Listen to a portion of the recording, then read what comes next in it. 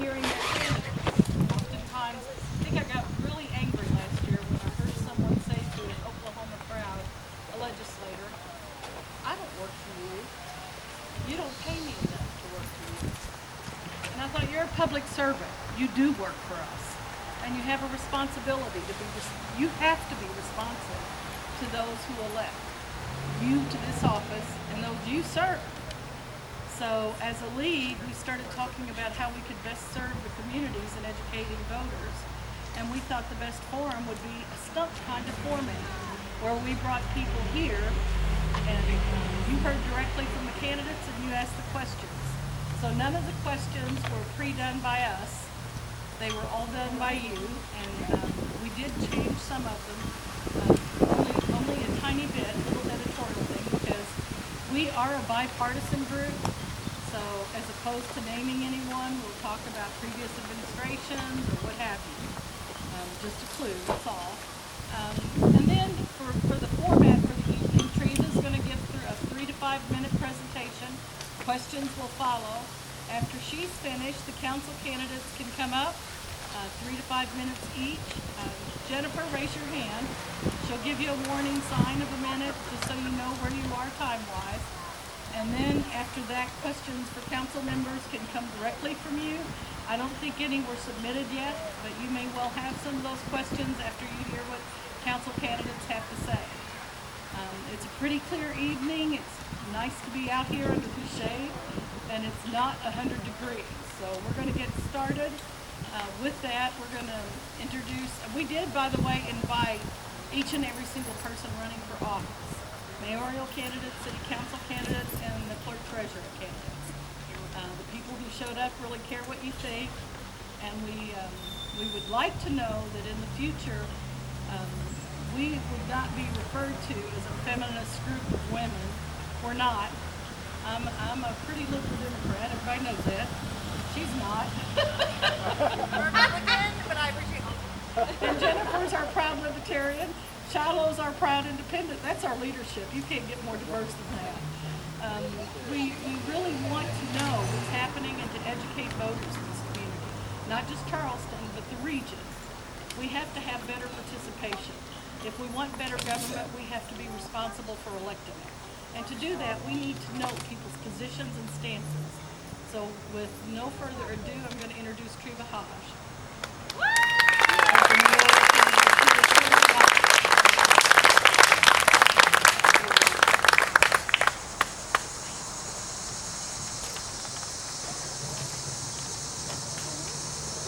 Hello. Can you hear me in the back? Okay, good. I'm so excited that you are here, that you've chosen to come out tonight and meet the candidates.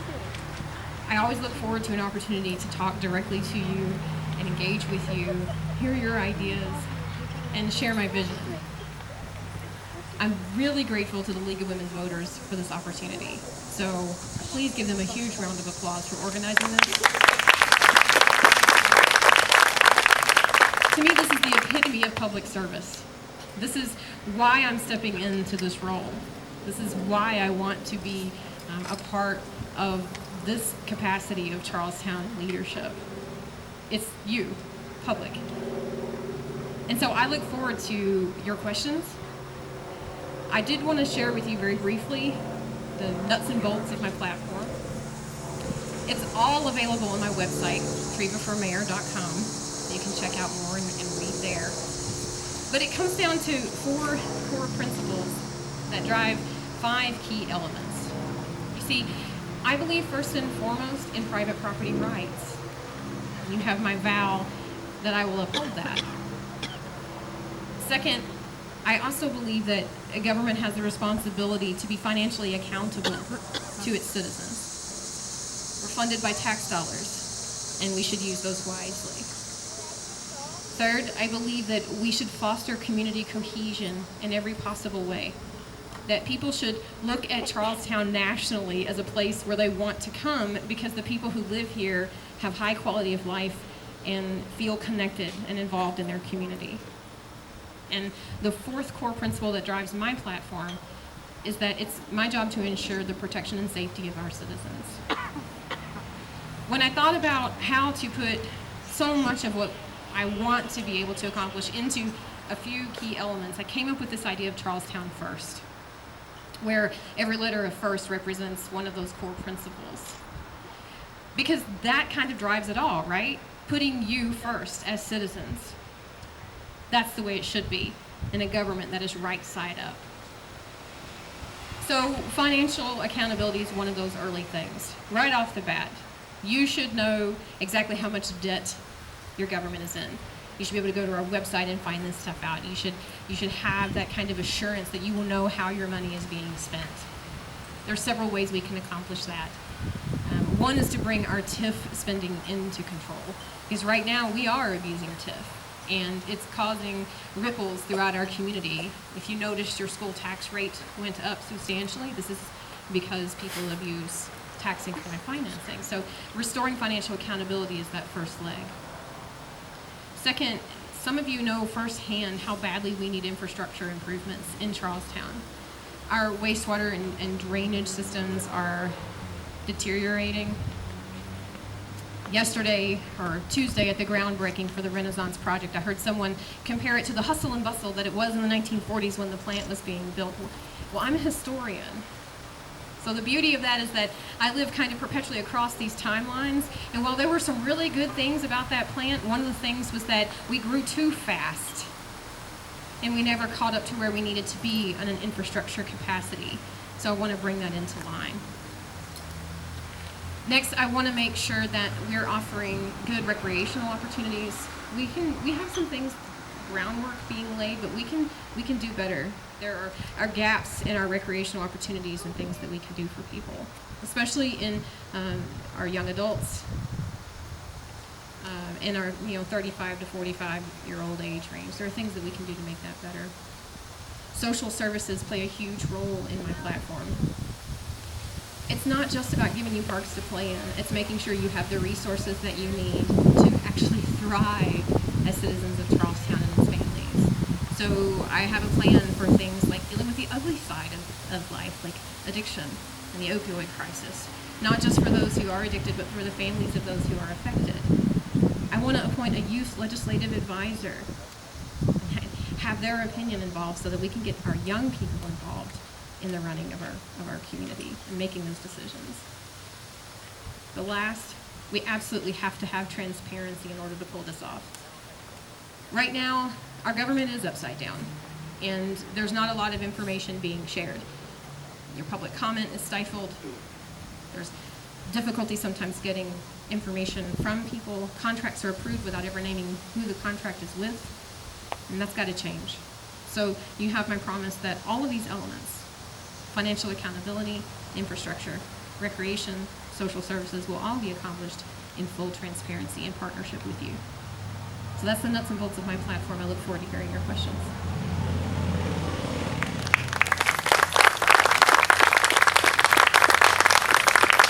The first question is, what is your strategy for making decisions that will be what's best for the city but very unpopular with its citizens? What a great question. I don't live in some utopian world where I think that everything that we do is always going to be 100% okay with every single person. But I think that with community involvement, that's a key component in reaching those tough decisions. I look back to the sale of our water utility as an example. Maybe you think the water should have been sold. Maybe you think it shouldn't. But at the heart of it all, we had over 1,000 people who at least wanted to take that issue to a vote. And they didn't get that opportunity because it was shut down. So looking to you and being involved with you is a key component of that, allowing you to vote on issues that are important, like annexations, those things that are tough to decide. A quick solution for this is that I plan to expand public comment and do away with the resolution that, I asked the council to do away with the resolution that stifles your public comment, but also I want to host quarterly town hall meetings with the mayor. I call them my community table concept. And what this allows us to do is it allows us to brainstorm together, not just about what's working in Charlestown, but what's not, but it keeps me in constant contact with you so that I can hear what it is you think and think about it from your perspective. And it's not just me who makes the decision, I'm the executive.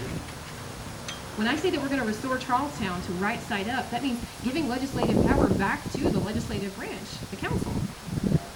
So I hope to work in partnership with them in order to bring about those changes.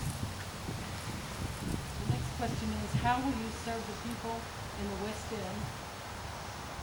The West End's annexation,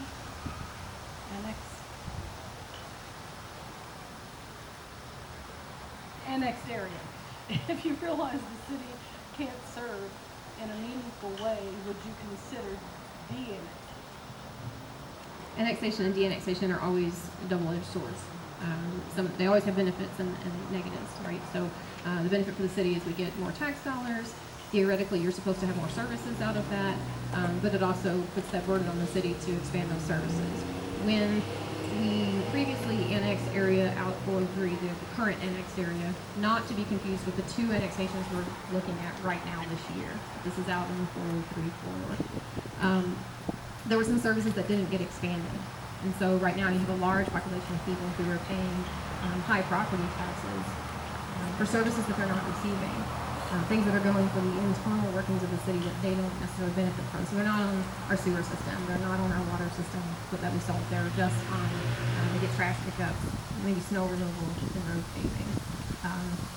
There are things that can be explored to integrate and provide better services out there.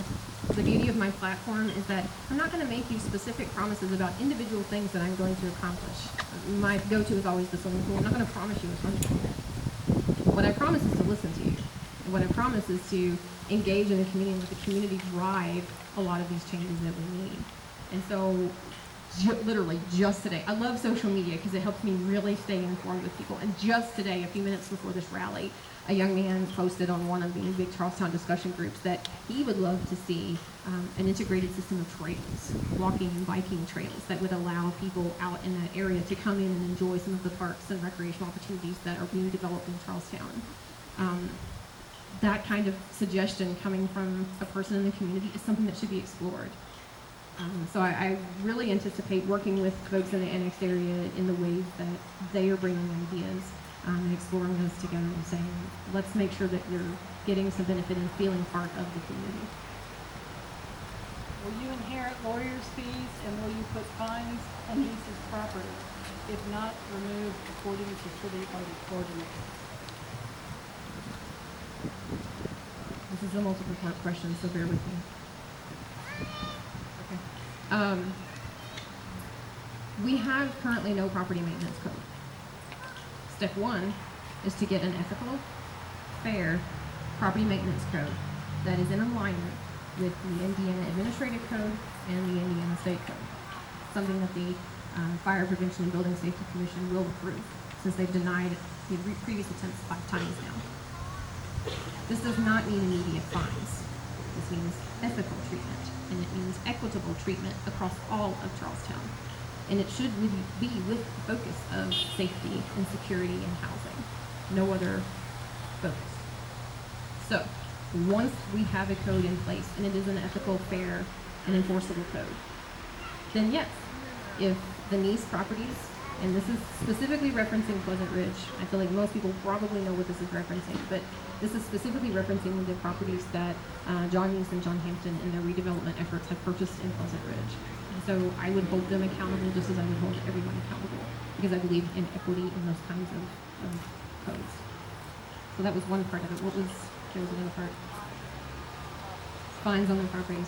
Fining is a common strategy when you have a adequate property maintenance code, right? So the state, if you go follow the state guidelines, which is what I would do from the administrative code, there's always a period in which you can repair your properties. We've all chosen to live in a municipality. We've all chosen to live in the city. And so with that comes the expectation that the city will help govern and make sure that there's safe housing and nothing detrimental happening next door to us. So we have that trade-off. We understand that. When there's an issue of safety at play and we have that property maintenance code in place, first we would reach out. I want a building inspector who's going to go and try to find out why there's a problem, first off. Is this a house where someone has gotten sick and isn't able to maintain their property? Are they elderly? Have there been a financial crisis involved? What's the reason why the property is in deterioration to begin with? Step one. Step two, is there anything that the city can help with? Can we rally some volunteer efforts? Can we create a grant program for homeownership improvement for those in need? How can we help with that? Because having one house that's repaired benefits us all.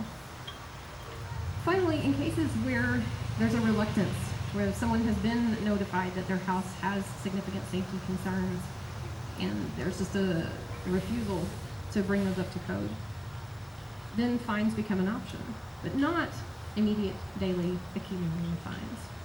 Reasonable approaches to get people to bring their property into compliance.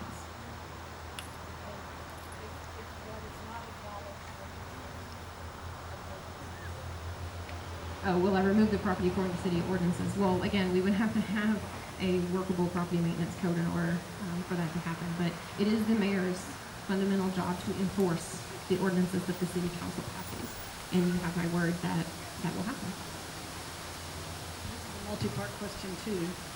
Should the city be members of the Chamber of Commerce is the first question, and then following that is the comprehensive plan valid? Somebody was excited. That's okay. It's my understanding that with the Chamber of Commerce, there are some missed opportunities. I can't answer this question fully right now. There are some areas that I would need to explore.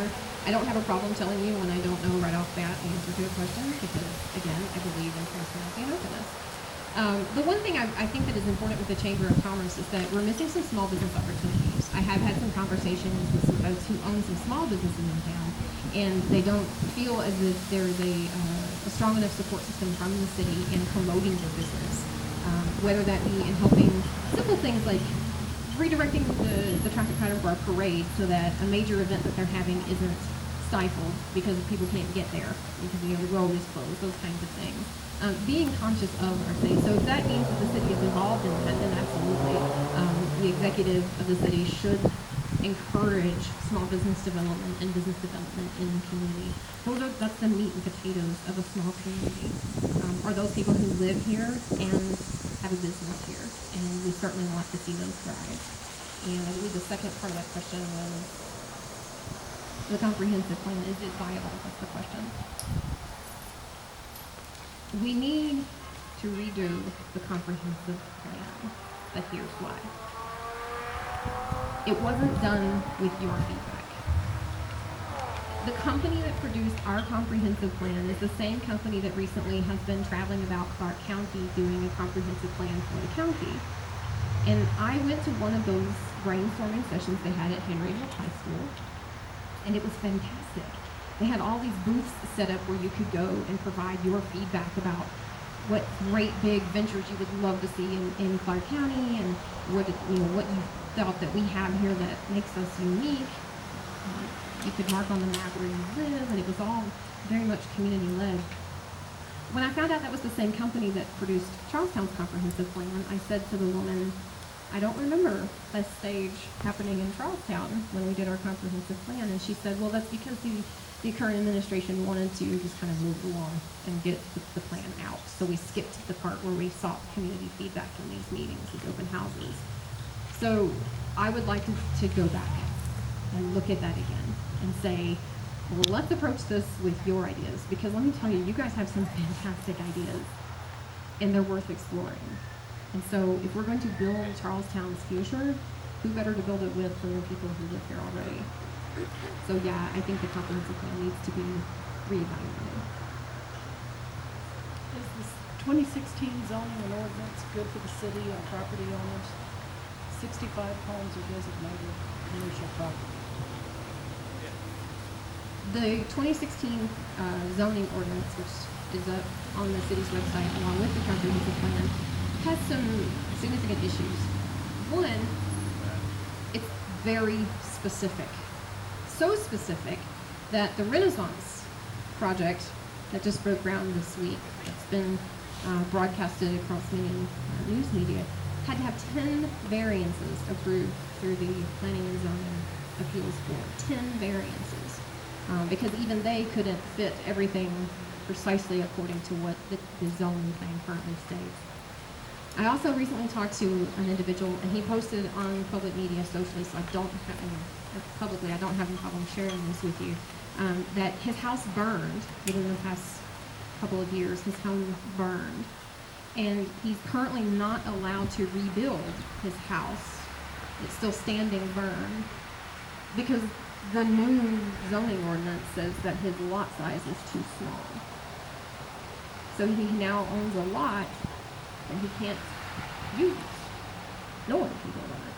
It's completely useless to him. And if that's the zoning ordinance that we have in place, then we need to look at that and make those changes. Public library has fallen into disrepair and neglect. What are your plans on fixing and upgrading the library? So the library is a separate entity, its own taxing unit. But the first thing that I can do falls under that financial accountability leg of my platform, and that's stop abusing TIF. TIF has its uses. Tax increment financing certainly has its uses. It's used to bolster economic development in places where it otherwise wouldn't happen. The way that Charlestown has been using TIF is abusive, because instead of locking in the net assessed value of a property to determine the future tax rate and what amount goes to all of our taxing units, our schools, our library, our fire protection district, the city, all these things, Charlestown buys the land first, removes it from TIF, reassesses it to zero, and then puts it back into TIF and sells it to a developer for $1. That then means that 100% of those property taxes go to the redevelopment commission, not to the other taxing units. So the first thing I can do to help the Charlestown Library is give them the money they're owed. Stop abusing TIF so that they don't have to struggle to meet their budget. But also through various partnerships. I mean, there are ways to explore building partnerships with the library. We have a lot of online learners and adult learners. There's lots of room for opportunities at the library, create study spaces, update some of the equipment. And I would love, as a historian, to see those archives that we have about the ammunition plant in the old days of Charlestown brought out into a place where people can actually engage with them instead of relegating them to dusty file cabinets all the time. So, yeah, I would love to explore that further. This one I think you covered, but if you want to delve a little more into it. What are some of the changes becoming the next step? That one's really broad. And that's okay, that's okay. Well, the platform kind of tells you some of the stuff right off the bat that I hope to do. Changing up our public comment and being able to give you opportunities to be more involved. And again, I'm not going to sit here and make you specific promises about this type of restaurant I'm going to bring in or this type of recreational opportunity, because those kinds of things happen in the natural flow of the government, with the city council being the legislative branch, having these public conversations. I can assure you that if I'm mayor, when you come to a public meeting, there will be discussion. There will be things presented and talked about, and your voice will be heard. That's one of the greatest changes I can give to Charlestown, I think, is putting us back right side up in that regard, and restoring power to you, the voters, the people, and making sure that our government, that the executive branch is operating the way it's supposed to, the way it's been designed, and that the legislative branch is doing the same. Thanks a lot, Treva Hodges. Before we call up the council candidates, one more time, I just want to let everybody know that each and every nominated and mayoral council candidate, court treasurer candidate was invited to attend. So no one was left off that list. The people here today are the people who bothered to show up. So thank you.